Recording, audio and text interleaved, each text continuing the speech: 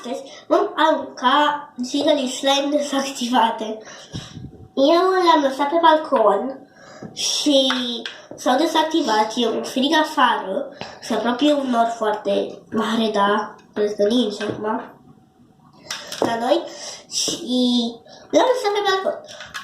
Și-a dezactivat. Să nu faceți și voi același lucru. Nu începe să le aruncăm. E doar apă, adică nu apă, sunt niște slime-uri dezactivate, Jiggly Slime. Bun, începem, iar apoi ele sunt cu multe culori, toate, doar unul dintre ele este transparent și vreau ca să aveți ca să nu și... Bun, să începem. Jiggly Slime galben, dezactivat total. Îl voi pune ăsta. Complet dezactivat. Le voi pune în ghiuvetă. De fapt, la urmă. Aceasta nu este așa de Jiggly.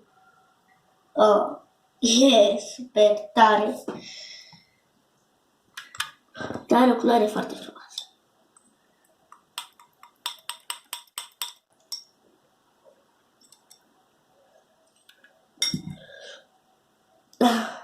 Nici asta nu e așa de Jiggly, dar nu-mi place nici mie. Îmi pare rău într-un fel sau altul, pentru că are o culoare tare. N-am mai făcut până acum această culoare.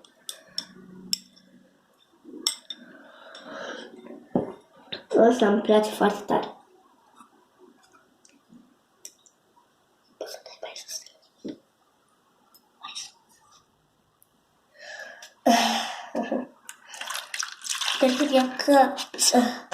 Sper că nu cape aici toate astea. Bun. Se pare că am terminat cu cele de pe masă. Voi începe cu cele de aici. Tot așa slime verde. Cu verde deschis, desigur. Îmi place foarte tare acest slime. A fost tot așa Jiggly. Dar s-a dezactivat. Foarte frumoasă culoare.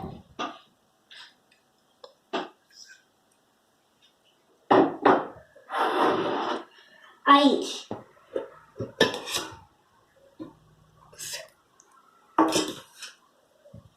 Slime Jiggly, portocaliu. Sper că mi cap toate astea aici. Wow! Tare! Bun, vom începe cele de sus. Un slime Jiggly. Ia să vedem. Ăsta nu este așa de dezactivat. Mă așteptam. Dar tot îl voi arunca.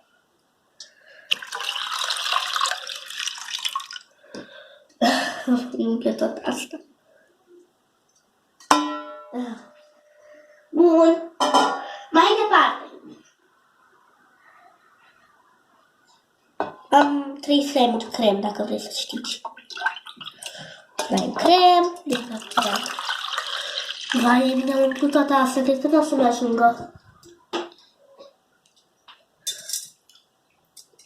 Am să mai iau o de asta, adică una de asta, și am să pun dacă nu mai încape celelalte aici. Însă am mai mici, știi, am ceva mic, nu mai am astea mari. Bun. Primul meu slime crem, dezactivat, desigur. Wow!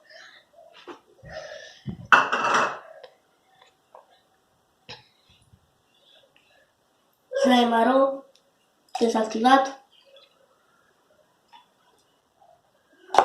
Și ultimul, să vedem sau aici. Slime-ul meu preferat, n-ar s-a dezactivat. Ia uitați. E dezactivat, dar se vede totul.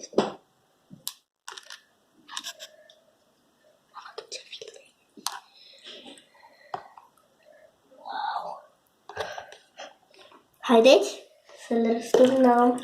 Haide în cap! Bravo! În caput! Bun. Acum să vedem, uite la ce e fetișorul. Ia să vedem, mai avem ceva? Nu mai avem. Wow, este înfrăjitoare. Jos este tot colorat și aici pe deasupra nu prea sunt. Așa o colorant și uitați, nu ești mai aproape.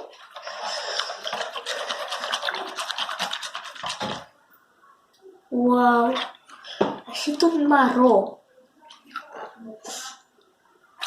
Nu uitați că dacă lăsați pe balcon și se dezactivează, atunci nu mai puteți activa. Că așa putem și eu acum să-l activez, să fac un mega slime jiggle. Deci pare că se culoare. Am să mai amestec. Să amestecați încet.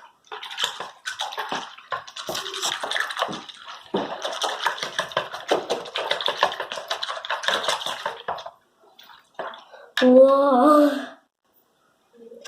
A făcut această sumă pentru că în alea care am zis că nu prea sunt așa de cigă, le-am adăugat și niște săpun. Bun, ia să vedem cum se simte. Dacă băgăm acum mâna,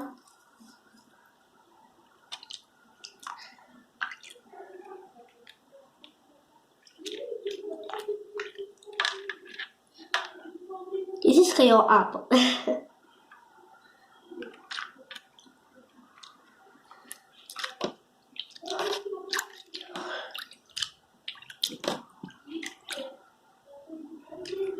Am încercat și odată să-l activez, dar n-am putut. E puțin transparent.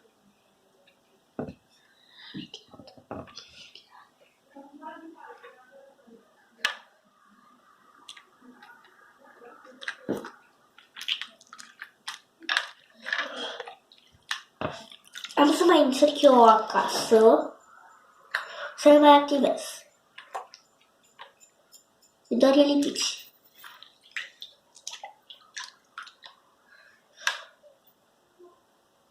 Apropo, dacă este un slime tare și nu mai aveți lipici să-l mai înmuiați, puteți să folosiți mult colorant și îl puteți înmuia.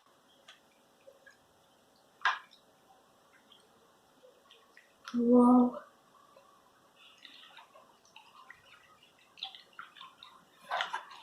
Aia este destrucție. Mai mult.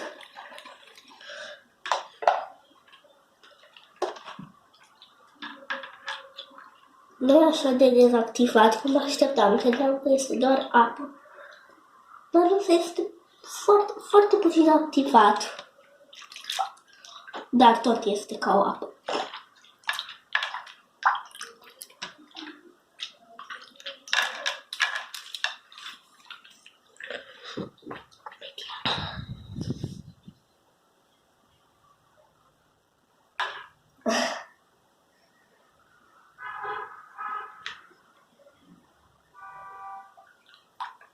Adică este puțin activat. Cel care l-am adăugat era și puțin activat. Ăla transparent. Cred că din cauza asta.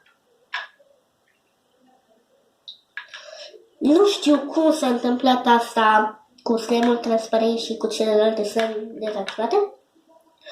Dar de obicei când un slime jiggle este foarte puțin activat, dar nu mai este așa de activat și este puțin dezactivat, chiar dezactivat, știam că nu se mai poate activa sau să pui apă să mai activezi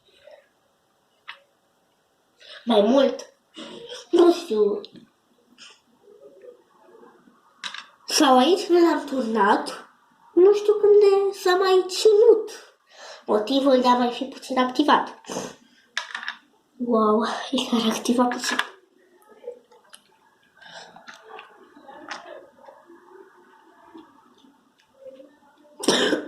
Oh, ce? Așa.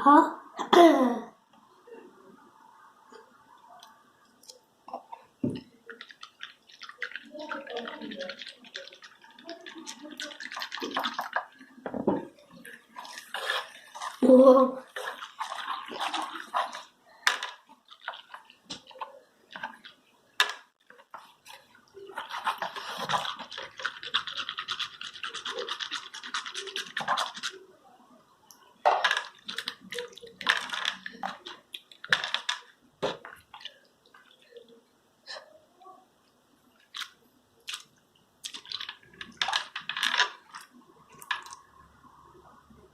Nu uitați să scrieți comentarii. Ales din două lucruri. Să fac fruit slime, o să vă arăt eu, e tare frumos, dar să-mi scrieți dacă doriți. Sau să mai amestec câteva slime-uri, am să mai cumpăr lipici, acum n-am deloc. Și am să fac slime-uri și am să amestec.